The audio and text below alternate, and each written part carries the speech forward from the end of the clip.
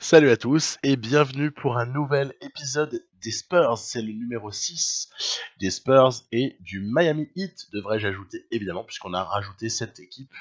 C'était à l'été 2020, 2021, voilà exactement. Et on va aller jusqu'au bout là dans cet épisode, c'est pour ça qu'il est un petit peu long. Il y a énormément de choses à voir. Alors d'abord, bref bilan de la partie. On va aller au bout de 2024. On avait démarré donc avec les Spurs 2019-2020. Ils étaient dans un bilan dégueulasse. Ça n'a pas beaucoup changé d'ailleurs IRL. Et on était allé jusqu'au premier tour des playoffs. On avait arraché donc une 8e place, perdue face aux Lakers. Ok, ensuite, la petite génération s'était mise en place et on avait dompté notre meilleur ennemi. Notre meilleur ennemi, j'ai nommé James Harden et ses Rockets avec Russell Westbrook pour arriver à être champion avec évidemment la retraite de Popovic. C'était un grand moment puisque Popovic c'est quand même quelque chose à l'échelle des Spurs. La saison d'après, un tout petit peu moins bonne sur le plan du bilan. Tim Duncan était passé head coach alors qu'il était assistant précédemment, voilà, dans la partie. Et puis c'est là que j'ai rajouté le Miami Heat.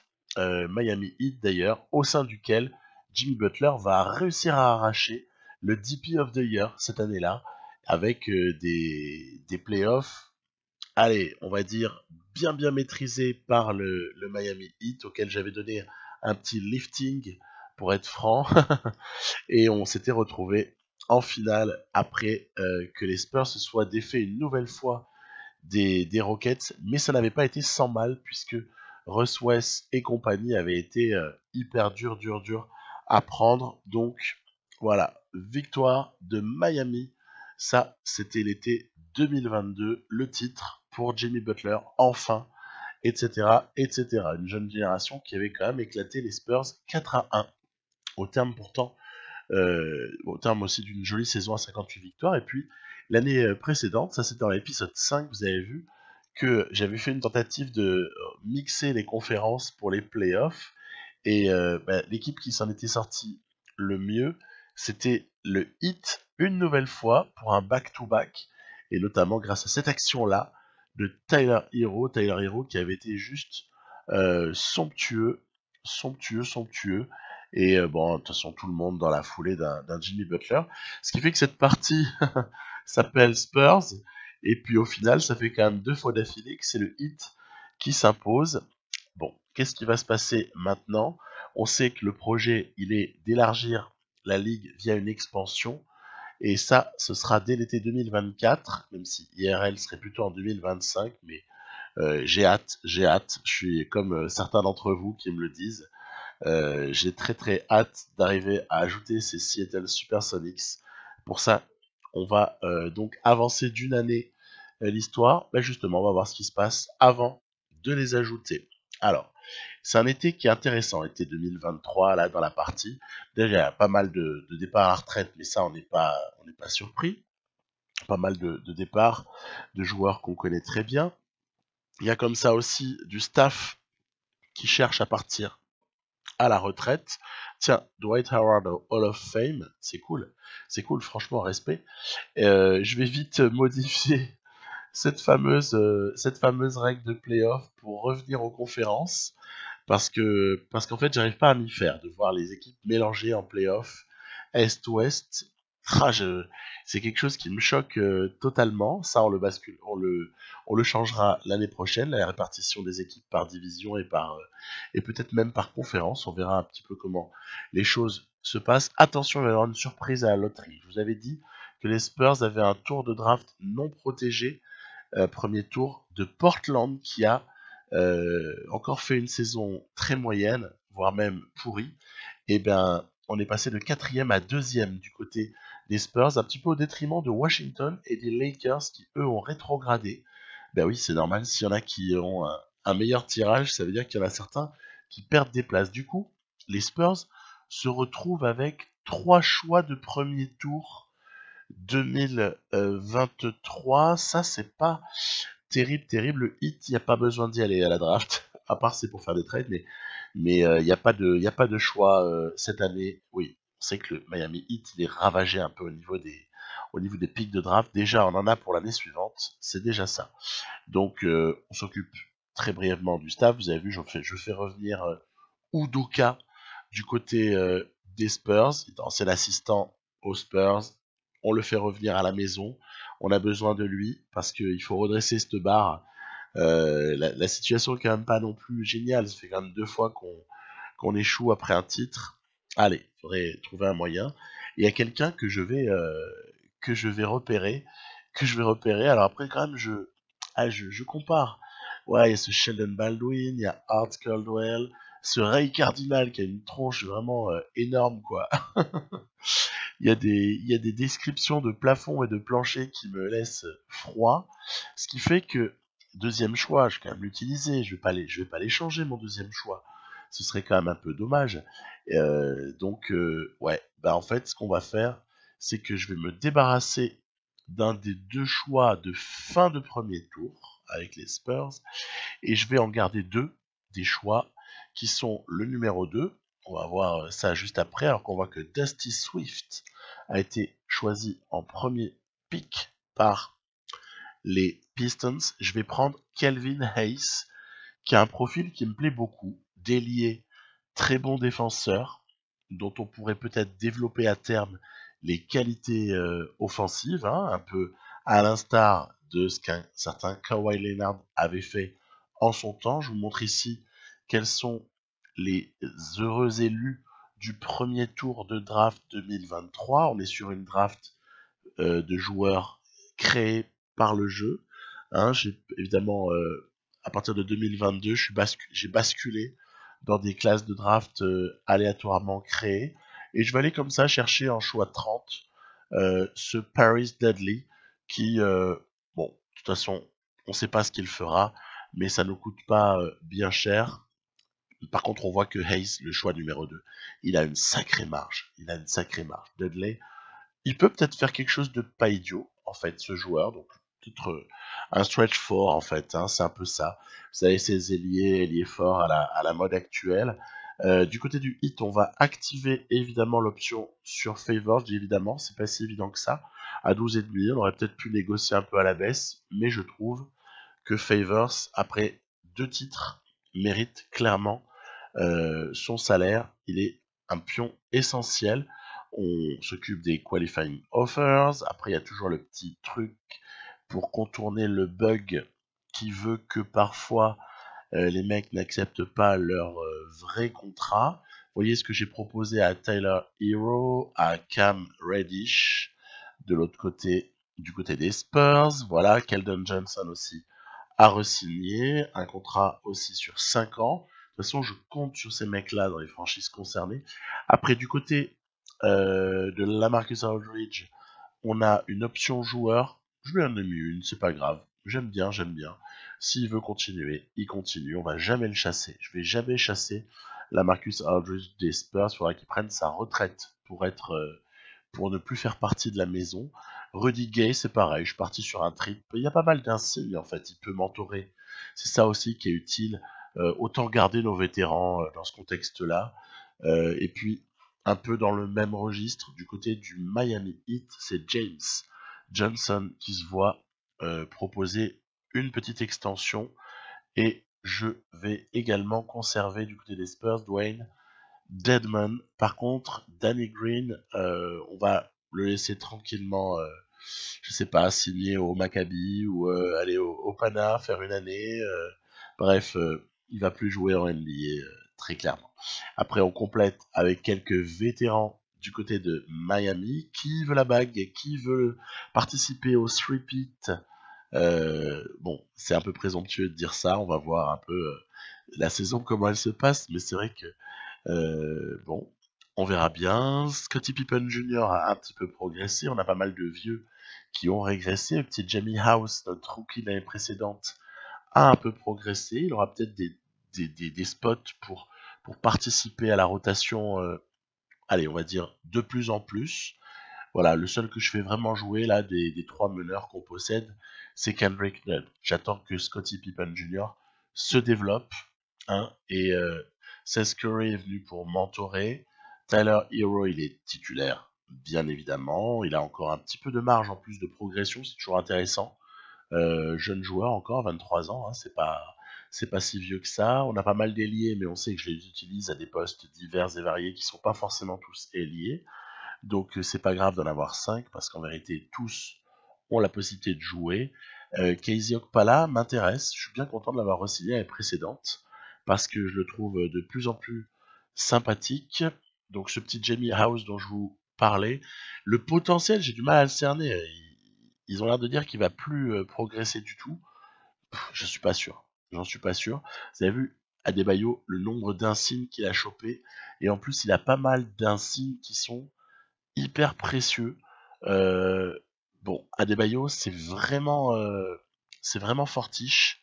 On a là vraiment un top pivot, mais pas que pivot. Ça qui est génial avec lui, c'est qu'il est capable, il a du handle, il a des bonnes mains pour faire des passes. Bref, voilà. On verra si on a quelque chose à lui transmettre grâce à la présence du archi-vétéran Marc Gasol entre nous à l'été 2023. À mon avis, Marc Gasol, IRL, il est plus dans la ligue. Hein. Il est à la retraite. À Barcelone, il boit des mojitos peinards.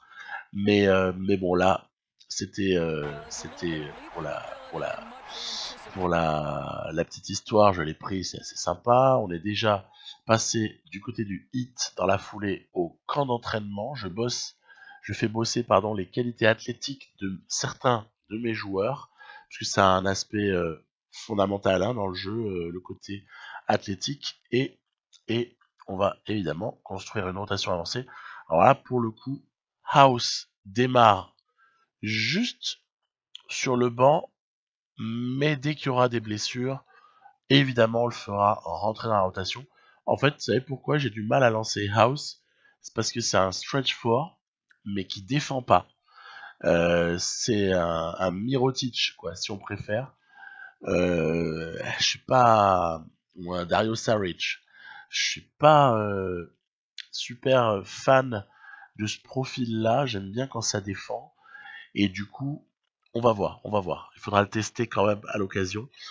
Dès qu'on a une blessure du côté de Isaac, du côté de peut-être Favors, ou même on peut imaginer d'autres types, même Jimmy Butler, ou comme ça, ou quelqu'un en décalerait Isaac. On donnera des minutes à House, mais priorité quand même à ce 9 majeur qui est établi. Alors, il y a quelques personnes à qui il faut attribuer un entraînement ou le modifier légèrement, voilà. Donc, on fait toujours nos petits ajustements ensuite de mentorat. Jimmy Butler est mentor de Jonathan Isaac. Il a des choses à lui transmettre, très clairement, surtout que Jonathan Isaac, c'est quand même une poutre hein, de notre rotation. C'est hyper important. Gasol fait bénéficier à Adebayo de certaines de ses grandes qualités. Favors, s'il pouvait inspirer un peu House pour que House ne soit plus une porte de saloon en défense, ce serait pas mal. Et après, c'est anecdotique. Hein. Carter Williams n'a pas grand chose à donner. Seth Curry n'a pas énorme à apporter à Okpala. Je me suis un peu gouré hein, sur ce coup-là. Je pensais qu'il y aurait plus de transmission. Ça n'a pas été le cas. Et puis là, c'est juste pour l'histoire. Pour remplir la case, en gros, je m'énonne sur le petit People Junior. Mais ça, c'est vraiment sans beaucoup y croire. Allez, les Pacers. Je sais pas pourquoi toujours une image de Paul George du côté des Pacers. Pourquoi pas, mais bon. Voilà, c'est l'occasion de recevoir la bagouze du côté de Miami, ainsi que de faire monter une nouvelle bannière. Tiens, j'en profite. Je sais pas ce que vous en pensez, mais je trouve ça dommage qu'en fait dans le jeu, vous avez les bannières déjà remportées par les franchises, mais c'est dommage que dans le jeu on n'ajoute pas les bannières au fur et à mesure. Si vous rajoutez des titres de champion, on pourrait quand même les ajouter au plafond. Je pense pas que le jeu soit pas capable de gérer ça. Mais bon, voilà. Donc match de début de saison pour le Heat. Je vais en proposer très peu des matchs joués dans cet épisode. Je crois que pour la saison régulière, c'est le seul du Heat que je vais vous proposer.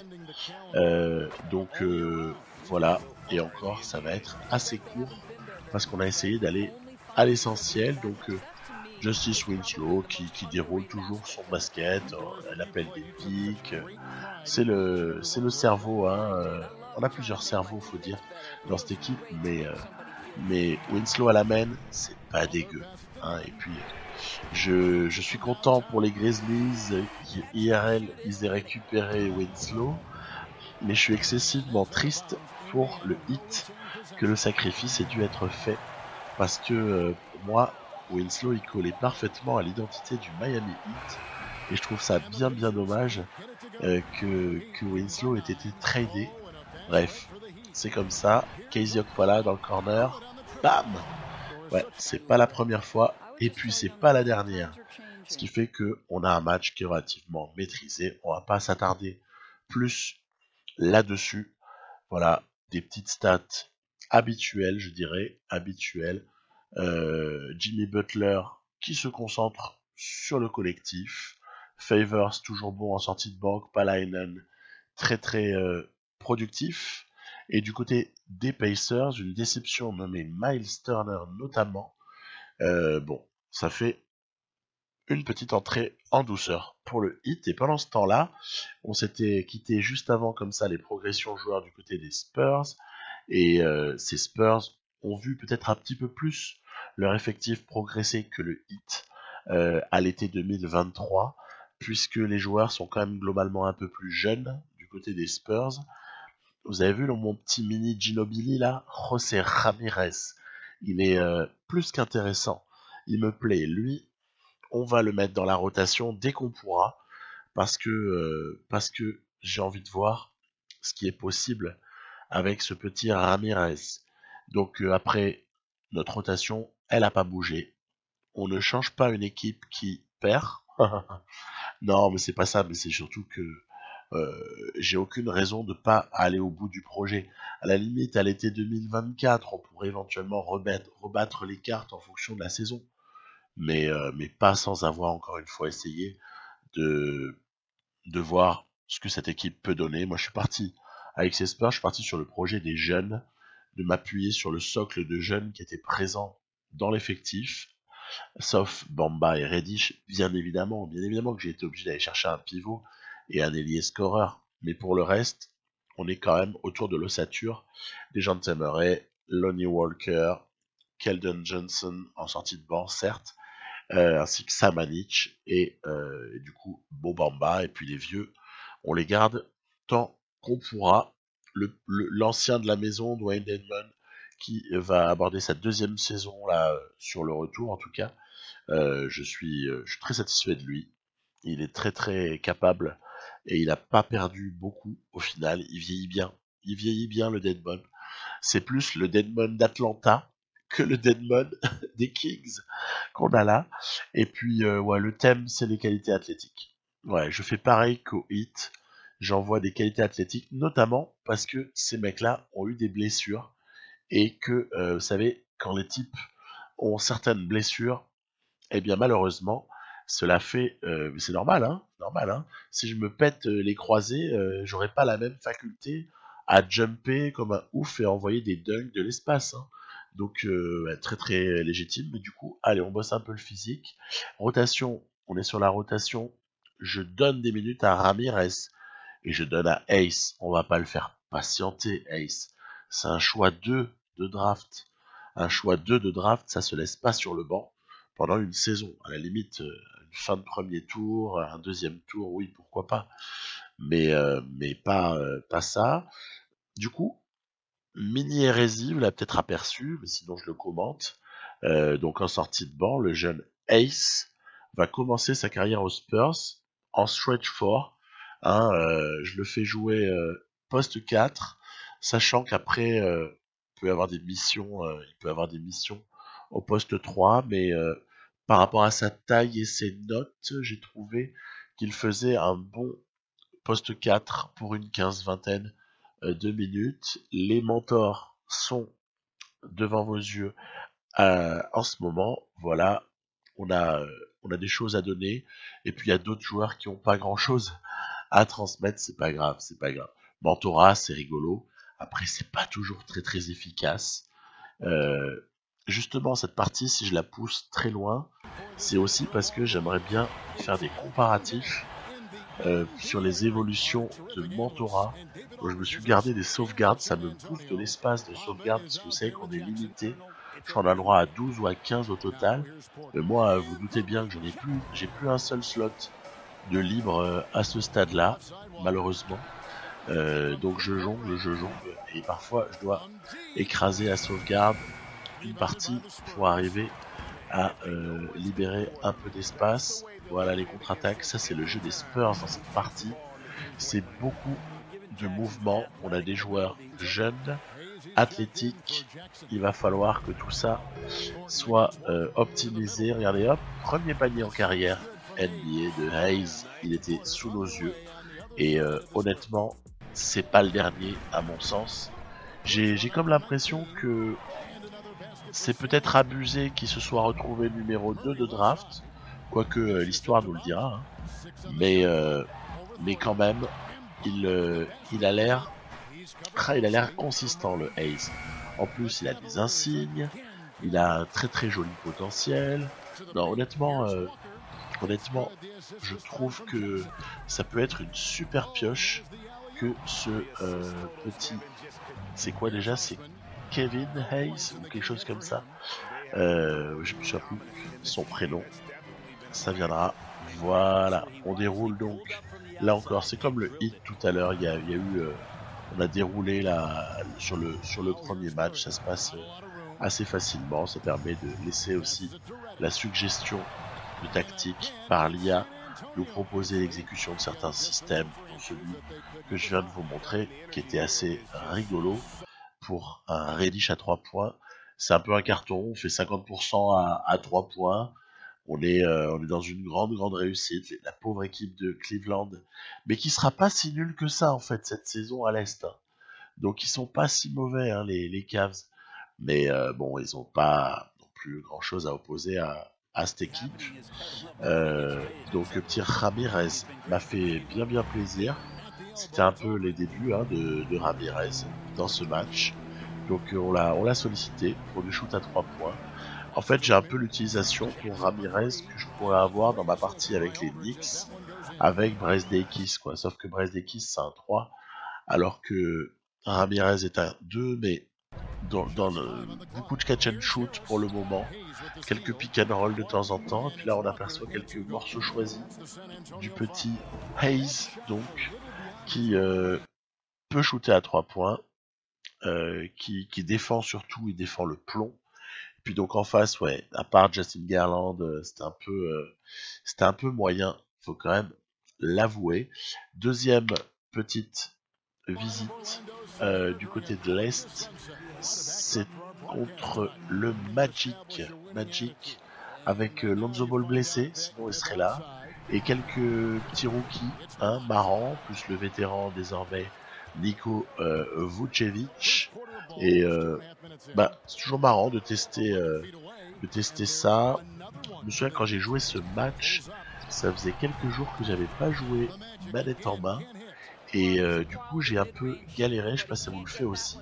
Quand vous jouez pas pendant 3 jours à NBA 2K, 3-4 jours, il y a des fois où on a perdu certains repères. En fait, c'est un jeu qui ne pardonne pas beaucoup la non-pratique. c'est en tout cas ce que j'ai souvent remarqué. Et donc oui voilà, autant pour moi j'ai pas été très clair, c'est bien sûr le 8 hein, qui joue du côté d'Orlando pour une petite balade de santé malgré une adresse pitoyable à 3 points. Ok, donc oui je m'étais trompé, il y avait eu un deuxième match qui avait été joué, enfin bon, c'était des bribes, hein, je vous ai montré 3 images et demie, et parce qu'en fait ce qu'on veut ensuite c'est quand même avancer jusqu'au playoff, hein, c'est normal. Et puis Adebayo 7 contre, 7 rebonds, pas beaucoup 7 rebonds, il a 12 de moyenne sur la saison. Donc voilà, et ah oui, intéressant quand même de se confronter à une équipe de mutants, une équipe au sein de laquelle évidemment il y a le fameux Zion Williamson qui fait des étincelles hein, pour ses débuts NBA IRL. Ben, vous allez voir que là, dans la partie, il est bien le Zion. Il est bon. Il est très très bon. Et puis, les Pelicans sont une équipe qui a en plus quelques joueurs plutôt sympathiques. Le meneur de grande taille, un peu à la Shai Gilgeous-Alexander, que je vous ai montré à l'image juste avant le tip-off, c'était un certain Cade Cunningham. Et honnêtement, il est loin d'être mauvais. Il y a au moins une ou deux actions que j'ai sélectionnées avec lui dans ce match-là. Il y a du bon jeune, il y a un gros Zion. Les Pelicans, ça joue, ça joue. C'est plutôt intéressant. Et à tel point que, en ce début de match, c'est assez serré. C'est assez serré et il faut que je resserre un peu. Il faut que je resserre un peu parce que sinon, ça pourrait peut-être nous échapper. Vous avez vu le Coast to Coast de Cam Reddish. Reddish, j'adore. Je suis en kiff total de Cam Reddish dans sa manière de jouer. Je le trouve juste trop parfait. Regardez, voilà, c'est lui, Cunningham, le meneur des Pels. Et puis, il est capable de sortir des trucs. Il y a pas mal d'insignes. Il a un gros potentiel. C'est un très bon joueur en fait, ce Cunningham. Derrick Rose en backup meneur, peut-être même en mentor, qui sait, de ce jeune Cunningham. Donc bref, elle est complète. Elle est complète, l'équipe des Pelicans. Si bien qu'on se retrouve d'ailleurs avec une fin de match sur laquelle, regardez, à 2,40, on est mené de 3 points. Hein. Faire attention à Brandon Ingram. À ce moment-là, je change en défense. Je mets Bamba sur Zion. Bamba sur Zion. Il se trouve qu'en plus, Reddish va trouver un peu d'adresse parce que les Pels étaient passés à plus 5, ce qui était quand même assez délicat pour nous. Rebond arraché par Cam Reddish. Rebond. Et qu'est-ce qu'on va bien pouvoir faire? Là, il ne faut pas rater notre action. Il y a un appel de Lonnie Walker ici. Voilà, les pieds dans le ciment. Bam! Il a planté le panier qu'il fallait pour passer devant. De toute façon, Lonnie Walker, c'est juste énorme. C'est juste énorme. Le mec est à 79 de général. Donc une note que beaucoup considéreraient comme bof quoi. Et il est super bon. Ah, très bonne contestation aussi là encore de Lonnie. Allez, il faut jouer le moins salement possible, dirais-je. Allez, on ressort la balle. On a une balle de match en fait. Si on met ce shoot, c'est le match qui s'offre à nous. Et ça va être chose faite par l'intermédiaire de Dejounte Murray qui vient comme ça sceller le sort de ce match. Mais c'était serré. C'était serré. Et les Pelicans, il faut compter avec eux. Je suis prêt à parier qu'on les retrouvera, pas nous nécessairement, hein, mais qui seront en playoff. Parce que cette équipe, elle m'a fait forte impression. Et s'il n'y avait pas eu ces 3 paniers à 3 points d'affilée en toute fin de match, je pense qu'on passait à la trappe. Et s'il y avait eu aussi un meilleur supporting cast pour Zion Williamson. On va maintenant avancer cette régulière jusqu'au playoff. C'est parti. On a donc joué 2 matchs en tout et pour tout avec chacune des 2 équipes contrôlées dans la partie. Début de saison, pardon, ouais, un peu bof pour les Spurs qui ont accumulé 3 défaites d'affilée. Retour de Samanic que je vais d'abord faire sortir du banc et qui, vous avez vu, a hérité de minutes au pivot. Parce que la nouveauté de cette année, c'est que ni Rudy Gay ni LaMarcus Aldridge ne jouent a priori. A priori. Donc on va voir un petit peu comment la chose se passe. Sale blessure pour Dejounte Murray, c'est un moment important de la saison.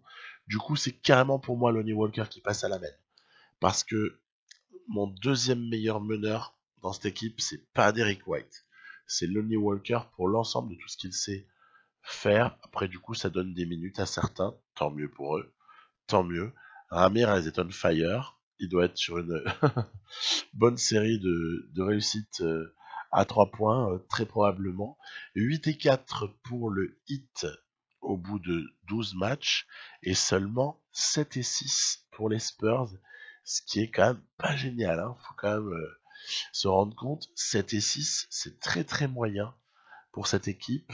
On va voir s'il y a une remontée au classement qui peut s'opérer, surtout que blessure de Lonnie Walker, mais Ouais, je prends pas trop de risques, je baisse les minutes, mais j'ai quand même besoin de lui parce qu'il n'y a pas des gens de Murray.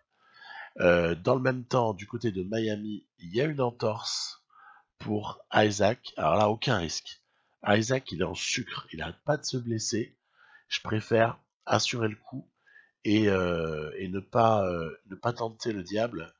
Donc, allez, 10 et 7, c'est poussif, hein. Début de saison assez poussif des Spurs. Meilleur début par contre du côté de Miami. Allez, on a peut-être un mois de décembre qui est de meilleure facture. Allez, on va lancer 6 minutes à l'ONI, voilà, hop. Il y a quelques victoires là qui ont été enchaînées. On est souvent coupé par des retours de blessures ou des blessures. Et encore, là j'ai désactivé pour moi me prendre la tête. J'ai désactivé le scouting parce que je sais déjà à peu près qui peut m'intéresser suivant les choix de draft dont on héritera à la loterie, puisque on passera nécessairement à la loterie, au moins avec les Spurs, vu qu'on a le tour des Pistons. Pistons, ils étaient bottom of NBA l'année d'avant. Du coup, je les vois mal sortir de la loterie, quoi.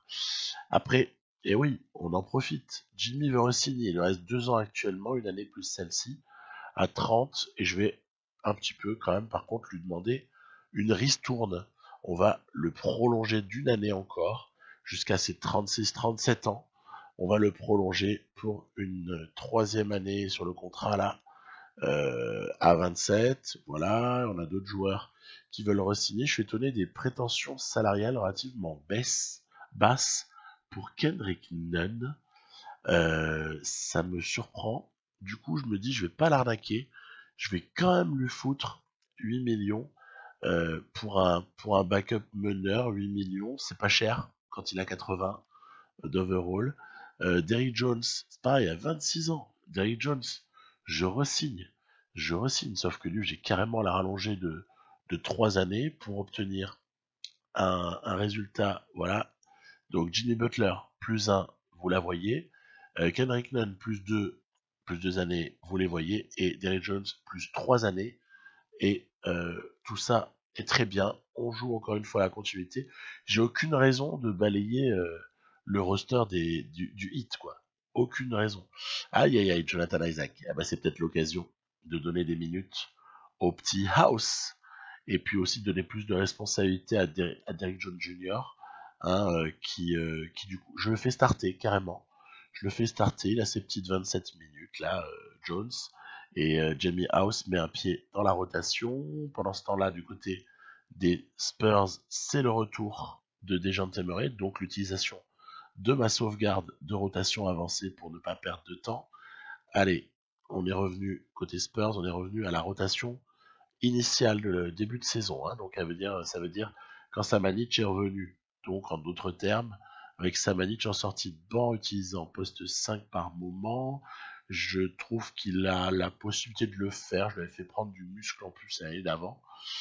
Voilà. Ensuite, on a Reddish. Par contre, quand Reddish se blesse, c'est pas facile puisque c'est notre principal pourvoyeur de points. On a quand même une bonne série au niveau des résultats. Hein. Là, il y a 2 défaites, 3 défaites qui font tâche. Évidemment, il suffit de dire un truc pour qu'il se passe l'inverse, mais n'empêche que quand je vous montrerai la prochaine fois les bilans, vous allez voir, voilà, ici, Heat en tête à l'est et Spurs presque en tête du côté de l'ouest, derrière une surprenante équipe de Portland. Alors là, je m'interroge, qu'est-ce qui se passe du côté de Portland? Pourquoi est-ce qu'ils sont si forts? Ça mérite éventuellement de les jouer, pardon, dès lors qu'on les croiserait. Je dis bien croiserait. On va voir ça si l'opportunité se présente. Et elle va se présenter, regardez, juste après, 22 janvier, c'est la rencontre avec Portland. Bon bah voilà, hein. On va tester. J'ai envie de voir cette équipe. Elle est intéressante, vous allez voir. Elle est intéressante. Il y a notamment quelques jeunes qui sont sympas, qui entourent les joueurs qu'on connaît évidemment, Lillard, McCollum. Mais il y a quelques jeunes autour qui sont pas pourris du tout, du tout, du tout. Lonnie Walker en plus ne jouera pas ce match-là. Je suis décalé Reddish, etc. Il y a pas mal d'ajustements à faire. Donc c'est intéressant aussi de voir jouer un match une fois sans Lonnie Walker pour voir un petit peu ce qu'on est capable de faire, est-ce que le mec nous manque ou pas. Tout un programme. Alors on a aperçu le classement. Les Spurs sont quand même passés juste devant les Blazers avant ce match-là. Donc c'est premier contre deuxième. On a peut-être l'occasion de prendre un peu l'ascendant. Ils sont peut-être dans une passe un peu moins bonne, même si Lillard est quand même à plus de 31 points de moyenne par match, qui est quand même pas vilain. C'est le moins qu'on puisse dire. Et donc voilà, bon, on va dérouler notre plan. Regardez, Mo Bamba à 3 points. Je le fais shooter parce qu'il a progressé. Il a progressé et je suis sûr qu'il peut arriver à en mettre à certains moments. Bon, après, il y a un truc qu'il était déjà capable de faire avant et qu'il est toujours capable de faire. C'est les blocs. Hein. Les blocs, c'est son fonds de commerce à Mo Bamba. Donc voilà, shoot externe pour Samanic, non. Finalement, on choisit une autre option.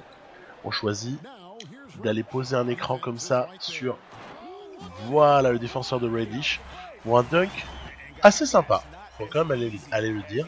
Ça, il fallait quand même le poser celui-là, surtout que en face, il y a le petit Watford en poste 4 là, qui fait genre 2m11. Il y a un autre jeune intéressant au poste de pivot dont le nom c'est Stephen Mitchell ou quelque chose comme ça, qui avait été Rookie of the Year l'année précédente. Donc ils ont comme ça du monde, hein, ils ont du monde. Et début de match, j'ai tendance à déjouer un peu face à cette équipe. Je pense que je suis gêné aussi par la défense extrêmement forte. En sortie de banc, ils ont même Bruno Fernando qui a pas mal progressé. Bruno Fernando, il est pas mal. Et le petit Anthony Simons du côté des extérieurs qui vient comme ça compléter une jolie triplette en fait avec McCollum, Lillard et du coup ce petit Anthony Simons qu'on connaît, hein, qui est à Portland, hein, et qui a bien progressé, et du coup ça nous donne un petit peu de difficulté. Il y a aussi Vincent Poirier en autre backup intérieur. Décidément il manque pas de grand, mais Lamarcus a dit non, on ne passe pas, et Cam Reddish a dit je retrouve mon adresse, enfin, le troisième, Samanic. Ah là là là là, quand même du mal à des moments, pourtant sur des shoots qui sont hyper ouverts, et derrière les contre-attaques sont mortelles de la part des Blazers. Je prends une petite mise à jour géniale là, super, alors que Hayes justement réussit un shoot à 3 points, magnifique, qui s'est à quitter, à revenir, à recharger, c'est assez pénible, mais bon, voilà, faut bien le faire, c'est le prix à payer pour un jeu qui a le mérite, lui au moins, par rapport à d'autres, de faire des efforts, de se mettre à jour quasiment tous les jours, hein, donc c'est quand même pas si mal au final. Allez, on va l'enrouler, hein, le défenseur. Eh ben oui, il fallait pas venir coller comme ça, il faut pas venir coller, parce que sinon sur le spin move, on a des solutions et on va comme ça se détacher en toute fin de match. Voilà, un shoot désespéré de Lillard pour une victoire de San Antonio. Alors, on a été dominé contre-attaque et points dans la raquette. Et c'est bien parce qu'on a réussi à trouver d'autres réponses. Il y a un vilain 1 sur 6 à 3 points à un endroit là. Sur la shooting chart, c'était horrible. Du très bon Reddish, on en a l'habitude. Et ouais, comme je vous disais, un super Anthony Simons, notamment clutch sur contre-attaque, qui a été assez mortel. Le garçon, allez, dans 3 minutes, on est en playoff. 3 minutes, on est en playoff. On continue à avancer la régulière. 33 et 17 pour des Spurs qui commenceraient à voir la première place à l'horizon. Et le Heat qui est assez confortablement, on va dire, calé top 3 de l'Est, ce qui est pas mal non plus. Une répartition à ce stade-là, on est à peu près au moment du All-Star Game, hein, qui est pas mal. On notera la contribution de Walker, qui est vraiment bonne. Et un Jimmy du côté du Heat, Jimmy Butler, quand même à 23, 6 et 6, quoi. Il est en super saison. Il fait une super saison, Jimmy. Donc voilà, stade de l'équipe. On va très rapidement juste voir que à ce stade-là, on est pas des bonnes attaques. Voilà. Ça, c'est un constat. 24e et 26e au niveau de l'offensive rating. Et en fait, pour avoir regardé un petit peu plus loin, défensivement, par contre, on est au taquet. Pour avoir regardé un petit peu plus loin ce qui se passait réellement pour expliquer cette attaque, c'est le pourcentage au shoot qui est mauvais. Pourcentage. Il est l'heure de rajouter nos futures équipes d'expansion. J'ai nommé donc les Seattle Supersonics d'une part, et d'autre part, je vais faire une recherche et je vais opter pour un truc que j'avais repéré il y a longtemps. C'est les Montréal Spartiates. Voilà, pas besoin de prendre l'accent anglais, puisque Montréal, à Montréal, on parle français. Hein, les Spartiates de Montréal, qui intégreront donc la Grande Ligue à l'été 2024. Il faudra bien sûr voter aux réunions de ligue pour l'expansion, sinon elle se fera pas. Mais ça, je risque pas d'oublier parce que ça fait tellement longtemps que j'attends ce moment-là que pas besoin de l'oublier. Ça, c'est pas un problème. Hein. On est juste avant le All-Star Weekend. Ok, on va regarder juste qui est All-Star quand même pour constater que du côté des Spurs il n'y a personne. On est vraiment méprisé, hein, parce qu'avec le bilan qu'on a, mince quoi. Et Jimmy Butler, All-Star pour le hit. Bon, très bien, très bien, très bien. Après la course au MVP, c'est Luka Doncic à ce stade-là qui est favori. Jimmy Butler 5e, pourquoi je vous dis j'y crois pas, c'est parce qu'en fait, à mon sens, Jimmy il aura jamais les stats pour être MVP. Il faudrait vraiment que le hit ait 70 victoires, quoi. Et on les aura jamais. On les aura jamais. Et donc, ouais, c'est dommage. Mais bon, c'est comme ça. On n'a pas de MVP dans cette partie. Derek Favors qui propose de prolonger. Je suis d'accord. Je suis complètement d'accord. Je vais même lui donner un peu plus d'argent que ce qu'il demande. Voilà.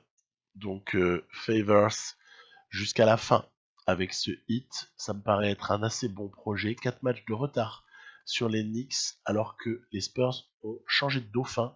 Ce sont les Mavericks qui talonnent désormais, mais quand même à 4 matchs et demi. Là aussi, ça laisse entrevoir une fin de saison plutôt positive. Ah, j'ai eu peur quand j'ai vu le tendon d'Achille, mais heureusement, ça n'est qu'une petite tendinite. Jimmy Butler ne jouera pas pendant quelques matchs, c'est pas grave du tout. Jimmy, on en a besoin en playoff, on en a surtout besoin en playoff, pas tellement sur 2 semaines de régulière, c'est pas un problème. Et allez, on continue la simu, on va arriver à la mi-mars, voilà, elle est dépassée.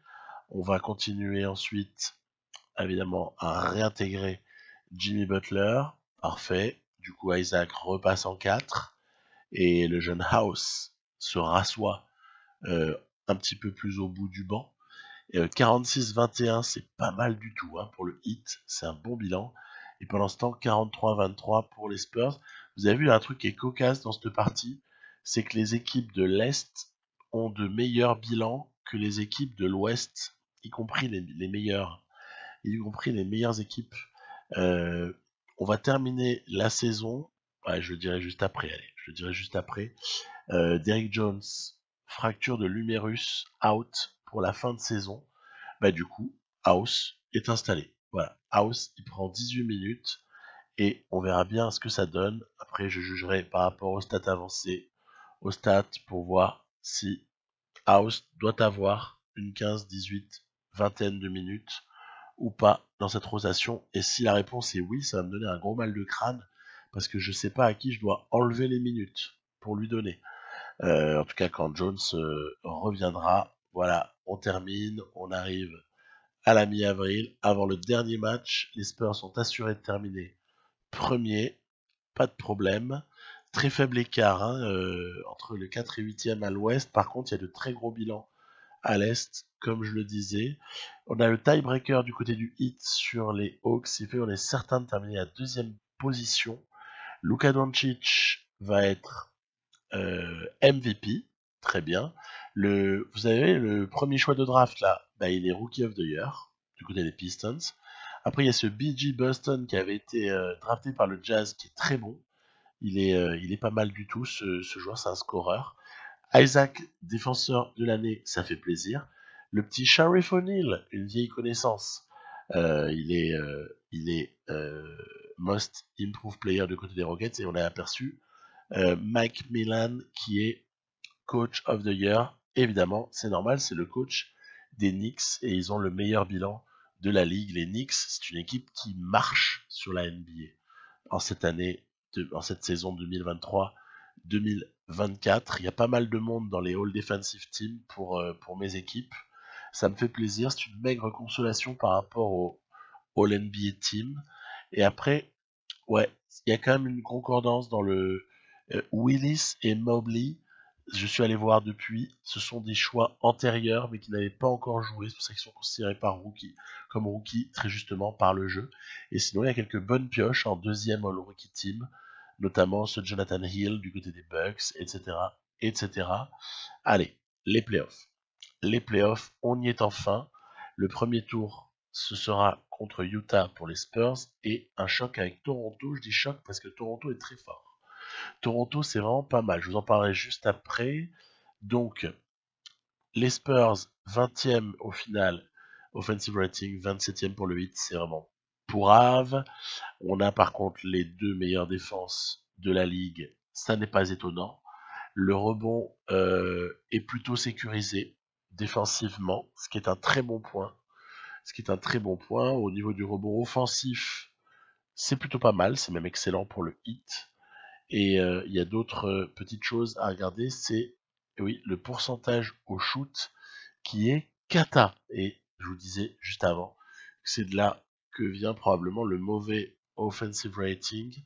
Et sinon, l'adresse à 3 points, elle par contre, elle est pas scandaleuse pour les Spurs. Par contre, elle est quand même mauvaise pour le 8. Il va falloir quand même trouver des pistes pour peut-être améliorer cet état de fait.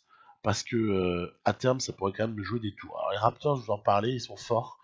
Raptors, ils ont Rudy Gobert, non, n'importe quoi. Ils ont André Drummond dans la raquette, ainsi que ils ont qui d'autre? Ils ont Siakam, bien sûr, et ils ont quelques jeunes qui sont très forts.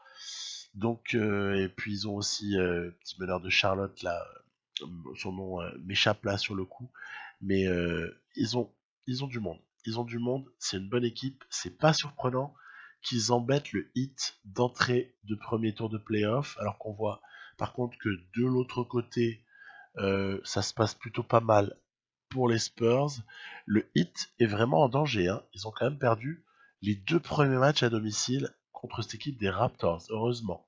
Il va y avoir réaction au troisième match. On voit qu'Indiana est en train de torcher Atlanta. Il n'y a pas d'autre mot. Milwaukee est en train de se faire tuer par Boston. Ensuite, le Jazz va quand même en accrocher un. New Orleans se fait taper. New Orleans est en train de disparaître, ainsi que Phoenix aussi.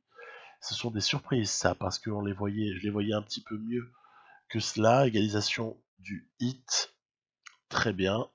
Que vont faire les Spurs? Prendre 3 ou faire 2-2? C'est à voir. Le match est serré. Eh ben, on est à 2-2. On est à 2-2 dans les deux séries. Alors que New York et Boston sont déjà en demi-finale de conf. Tranquille pour eux. Tranquille la vie. Alors, réception pour un cinquième match décisif. Voilà. De Toronto. Parce que le cinquième match, quand t'es à 2-2, c'est quand même juste essentiel. Hein. Dallas, ils ont sweepé les Suns. On se rend compte que les Spurs prennent le dessus assez largement au match 5 contre Utah. J'aime bien simuler comme ça, il n'y a pas d'histoire, t'as joué, t'as pas joué, machin. On voit vraiment ce qu'on a à voir. Qualification du Miami Heat qui affrontera les Pacers. C'est surprenant par rapport à ce qu'on avait vu. Puisque les Hawks normalement étaient censés être très très forts, mais c'est du moment ils se sont fait taper. Et qualification aussi des Spurs. Qui est-ce qui complète le tableau en bas? Élimination des Rockets. Énorme. Nos deux meilleurs ennemis, Rockets et Suns, à l'ouest, sont hors des playoffs. Ce qui fait qu'on va enfin, entre guillemets, avoir un peu de nouveauté dans nos playoffs. Ce sera pas tous les années, tous les ans, pardon, la même chose. On arrêtera de bégayer l'histoire. Ok, Minnesota est opposé aux Spurs en demi-finale de conf. Minnesota, ils sont pas mal. Pour savoir qui ils ont dans la rotation, elle a peu évolué. Je vous renvoie à l'épisode précédent. L'équipe, elle est orientée autour de Towns, mais avec des compléments qui sont pas idiots, avec de bons compléments. Ensuite, les Spurs continuent leur marche vers les finales de conférence en torchant les Wolves une seconde fois.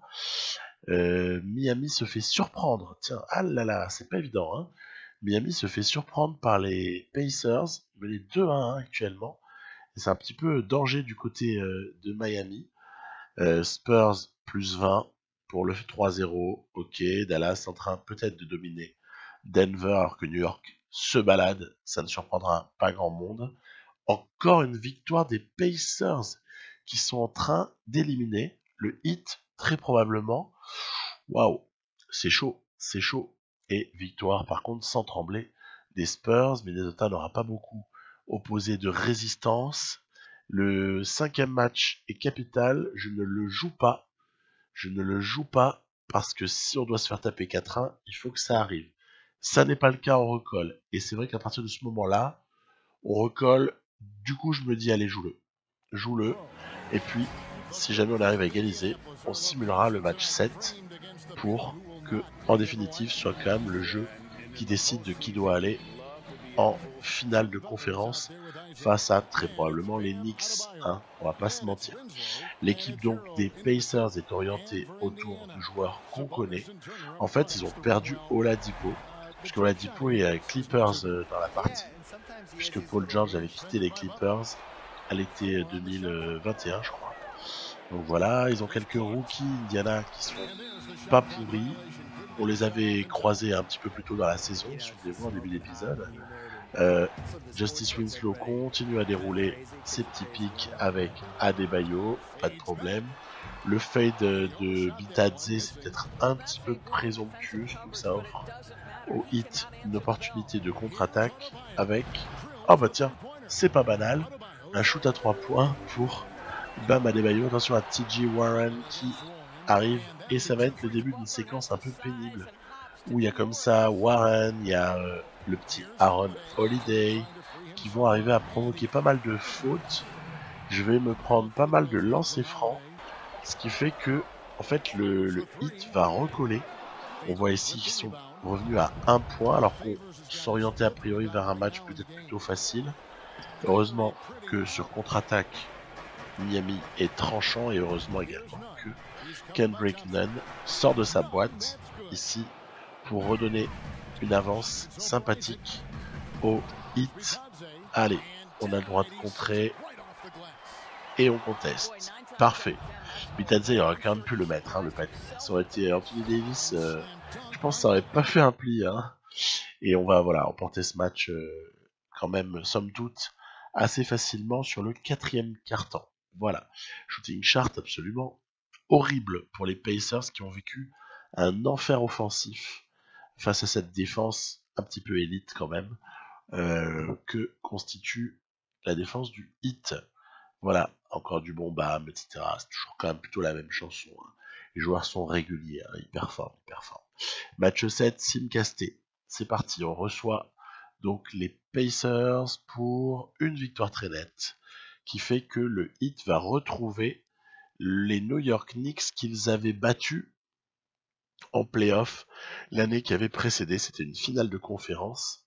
Là aussi, est-ce que les Knicks qui sont abominablement forts, hein, tant mieux, c'est cool, ça fait un peu d'adversité dans la partie. Il y a une autre adversité, c'est Dallas qui est très très bon également.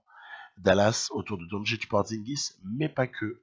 On va le voir dans pas très très longtemps. Du côté de l'Est, les Knicks sont en train de s'imposer 2-0. Ah là là, mauvais départ pour Miami qui fait des playoffs assez délicats. Hein. 4-3, 4-2, non 4-2, 4-3, mené 0-2. C'est pas non plus, c'est pas un long fleuve tranquille. Hein. C'est playoffs. Allez, qu'est-ce qui va se passer? Oh là là, ils arrachent le match. Hein. Oh là là, ils l'arrachent. Ils l'arrachent avec pourtant une résistance de Butler, Isaac et même du 5 hein, en général. Et par contre, en face, un chantier signé Cole Anthony, hein, c'est pas Carmelo, hein, pour ceux qui auraient raté un épisode ou deux. C'est le jeune Cole Anthony, un prospect 2020, dont on tardera pas à parler de plus en plus au cours des semaines qui vont arriver. Punaise, on perd en prolongation pour Dallas qui mène 2-1 dans la série à l'ouest. Mes deux équipes sont en danger, hein. Sont en danger. Alors le Heat, il est presque au bord de la falaise. Il a un pied dans le vide. Et il faut juste essayer de trouver un truc pour s'accrocher. Revenu à 3-1, histoire de ne pas se faire sweeper. Et puis, du côté de San Antonio, il y a un match très très important à gagner. Ça va du côté de Dallas pour égaliser à 2-2. Alors, est-ce la fin du Heat cette saison? Est-ce la fin? Et oui, le Heat est officiellement éliminé de ses playoffs. New York est donc qualifié pour la finale NBA. Le seul souhait donc à ce stade-là, c'est d'arriver à les rejoindre. Il faut arriver à rejoindre ces New York Knicks avec les Spurs pour voir un petit peu si on est capable de les challenger. 5e match victorieux pour les Spurs. Je vais tenter d'aller conclure la série du côté de Dallas en allant jouer le 6e match face à la bande à Luka Doncic. Je mets Dejounte Murray sur Luka, ça c'est pas aberrant. Et puis c'est parti. Allez, on va voir un petit peu. Je vous parlais du roster, alors que là il y a quand même une super action. L'action elle est magnifique. Il y a un retour là comme ça. Hop là, de Josh Jackson pour contrer, qui était assez somptueux. Elle est pas mal cette équipe des Mavs. Pourquoi est-ce qu'elle est pas mal? Tout simplement parce que, et là on va fixer, voilà, pour sortir pour Keldon Johnson. Le petit jeu à deux a été bien mené. Très bon début de match des Spurs, mais c'est pas fini. Alors, Doncic, Porzingis, ok, très bien. Vous avez également Thornton Tucker, Mo Wagner, très bien. Vous allez me dire, role player, sortie de banc, oui. Mais ce qu'il faut surtout dire, c'est qu'il y a Kelly Oubre qui au poste 3 est plutôt précieux. Ils ont Thomas Bryant, donc l'ex Lakers puis Wizards, hein, si on refait un petit peu l'historique. Donc au pivot ils ont Thomas Bryant et à la main poste 1 ils ont Théo Maledon, ce jeune français qui s'annonce plutôt brillant et qui est promis peut-être un joli avenir en NBA, mais ça on sait bien qu'on n'en a aucune certitude tant qu'on n'a pas vu les joueurs vraiment se comporter en NBA. Très très bon shoot de Mo Bamba qui permet aux Spurs de respirer après avoir subi le retour des Mavs alors qu'on s'était détaché. Les contre-attaques sont jouées très correctement. On mène de 7 points. Voilà, là il y a un petit festival de Derrick White sur cette action qui va dribbler, feinter et hop là, qui passe à notre fameux rookie Hayes. Ok, et donc qu'est-ce qui va se passer là? C'est une contestation sur Satoransky pour, en fin de troisième quart, quand même un bilan qui est offensivement pas terrible, hein, parce qu'il n'y a pas beaucoup de points marqués, mais qui par contre, encore ça va les Spurs, c'est Dallas qui a été vraiment embêté. Dallas a vraiment été embarrassé. Là ici c'est un joli move signé Samanic avec fin de shoot, puis on dépose la balle assez simplement. C'est un match que je me suis régalé à jouer parce que Dallas, déjà c'est sympa comme opposition, hein. Ils attaquent, ils prennent des risques, il y a comme ça un jeu qui est plutôt sympathique à contrer. Et puis du côté des Spurs, j'ai eu une certaine réussite dans pas mal d'exécutions, notamment on voit ici en fin de match pour conclure quelques 3 points assez sympas. On a compris, ça va aller en finale NBA, même si jusqu'au dernier moment ils ont opposé de la résistance. C'est une très bonne équipe, c'est une très très bonne équipe. C'est Dallas Mavericks avec Luka Doncic à 99. Et donc voilà, direction les finales NBA pour les Spurs. On est donc dans la 4e année de jeu. Ça va être une non, 5e année de jeu, pardon. Ça va être une 3e finale NBA en 5 ans, ce qui est quand même plutôt correct comme bilan. C'est pas une dynastie, mais ça peut le devenir. Ça dépend un petit peu des 2-3 années à suivre. S'il y a 2-3 fois le retour en finale, alors là oui on pourra dire qu'il y a présence d'une dynastie. Jusque-là, c'est juste une très bonne équipe qui a été championne une fois, finaliste une fois, demi-finaliste une autre fois. Je vais peaufiner un peu ma tactique automatique contre les Knicks de manière plus spécifique et pour des raisons de taille. Je sors Josh Jackson du 5, je mets Samanic, qui à mon avis aura plus de choses à opposer à la raquette démentielle des Knicks, raquette démentielle constituée donc de Anthony Davis, sur lequel je mets Mo Bamba, et de Mitchell Robinson. Donc bonjour la raquette. On choisit aussi comme ça 2-3 petites préférences. Allez, c'est parti. Il faut pas se rater. Simulation en vue, hein, c'était juste pour vous montrer l'équipe là des Knicks. Simulation via Simcast. Premier match gagné par les Spurs et plutôt de belle manière. 20 points d'écart, c'est quand même pas banal. On est à New York, hein. On est à New York parce que New York a l'avantage du terrain, tout comme les 4 équipes les mieux classées à l'Est l'auraient eu sur les Spurs en cas de finale. Spurs contre X ou Y, vous m'avez compris. Donc évidemment que Knicks, premier de la ligue, joue démarrer à domicile. 2-1 pour les Spurs puisque les Knicks ont gagné le match 3. Et on est à 3-1. On est à 3-1. Je vais simcaster le 5e match et on verra du coup s'il y a besoin. Oui, il y a besoin d'un 6e. Il y a besoin d'un 6e match. On est à 2 doigts de la victoire. Allez, je sens l'odeur du sang. Je vais jouer ce match-là en espérant conclure à domicile pour offrir le titre et la célébration aux supporters des Spurs. Voilà, la salle est vêtue de t-shirts noirs. Cole Anthony, il s'en fiche, il pénètre. Et Robinson, il récupère, il met dedans. C'est pas un bon carton. C'est un très mauvais premier carton pour nous. On est mené 8-4. J'ai pas de solution face à cette équipe des Knicks qui est juste trop forte. Elle est juste trop forte. Heureusement que Keldon Johnson nous maintient dans le match. Ça c'est pas dommage. Ici, hop, petite exécution automatique de système. En fait, Murray a profité de l'écran posé astucieusement. Allez, on joue la continuité parce que c'est une action qui dans sa globalité est assez jolie. Donc continuité entre 13-16 et peut-être un petit peu autre chose. Attention Anthony Davis. Ça va, on s'en sort pas si mal. Et oui, la contre-attaque, ben ça fait mal la contre-attaque parce que je vous l'ai déjà dit tout à l'heure, les joueurs sont athlétiques, ils ont une certaine vitesse, c'est plutôt pas mal, relativement jeune. Allez, on balance la balle en bas et il y a comme ça le bon appel de Keldon Johnson qui a priori fait un bon match puisqu'il nous a bien maintenus. Et là, c'est un peu la tuile. C'est un peu l'avalanche.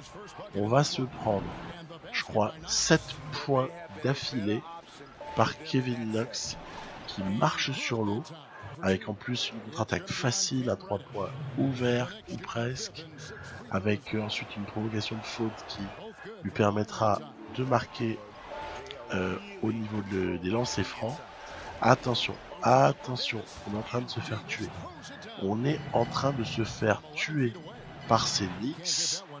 C'est pas de bon augure parce que en cas de match 7, c'est à New York.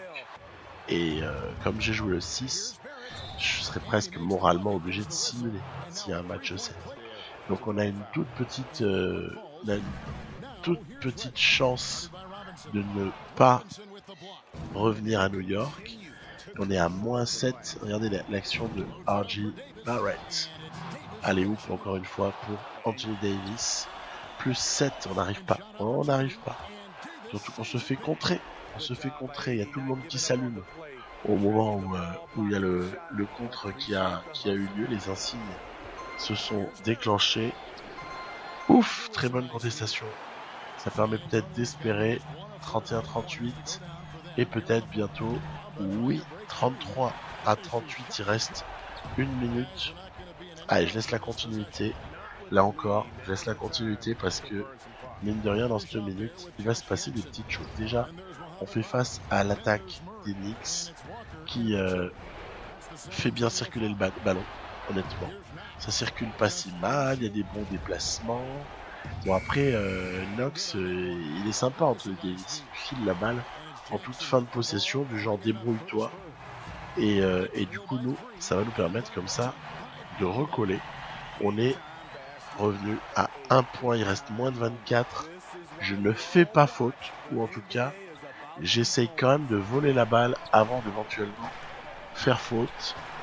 La balle est cafouillée, elle est volée. Elle est volée, mais le chemin du cercle est bloqué. On va prendre un temps mort. On va prendre un temps mort, histoire de calmer tout ça. DeJounte Murray, il se dit, ouais, bah, de toute façon, c'est pour moi, hein. C'est pour moi. C'est moi le boss ici. Eh ben oui. Eh ben oui. Eh ben oui. Aussi incroyable que ça puisse paraître, notre ami DeJounte Murray a réussi à planter ce shoot et derrière c'est Knox qui tentera assez désespéré d'égaliser pour de passer devant d'ailleurs pour dire que eh oui, les Spurs sont champions. Il y aura donc eu 2021 et 2024 pour le titre de champion du côté des Spurs. Et eh oui, désolé, mais j'allais pas non plus laisser comme ça les Knicks tout faire. Et puis de toute façon, c'est quand même simulé en bonne partie, hein, donc ça va. J'estime qu'on l'a pas volé celui-là. On l'a pas volé et on avait peut-être été moins blessé que l'année précédente. L'année précédente, c'était tous les records qui étaient battus. On était notamment dévasté au poste 4. Ça n'est plus le cas. Et donc, les petites scènes de liesse assez habituelles. Aussi la petite photo avec le coach. Et trop grand, le coach, il dépasse de la photo. Et voilà, victoire 40 à 38 dans un match qui aura rimé avec maladresse, n'en doutons pas. Et quand on regarde le comparatif entre Cole Anthony et DeJounte Murray, on s'aperçoit que DeJounte Murray a pris des shoots un petit peu plus sûrs. Et du côté de Anthony Davis, allez, on peut quand même avouer qu'il a été un peu contenu. Pas dit qu'il a été beaucoup contenu, ou qu'il a été réduit à néant, c'est impossible de réduire à néant. Mais il a été quand même un peu limité par rapport à ce qu'il aurait pu faire, c'est-à-dire 50 points. Hein. Donc Spurs champion, Mobamba qui est MVP des finales, c'est énorme. La fois d'avant c'était DeJounte Murray, me semble-t-il, à l'été 2021. Et l'on est prêt pour passer à la suite qui sera dans le prochain épisode de cette série.